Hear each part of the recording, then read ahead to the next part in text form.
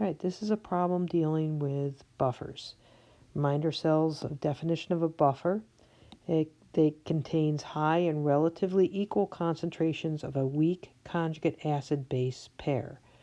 In this case, we have a weak base, the carbonate ion, and its conjugate acid, the bicarbonate ion.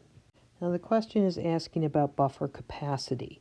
The buffer capacity is related to the ability of the buffer to absorb amounts of strong acid and strong base.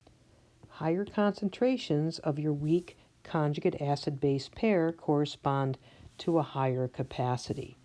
So if we look at our various solutions here, we want the solutions that can neutralize the greatest amount of added sodium hydroxide.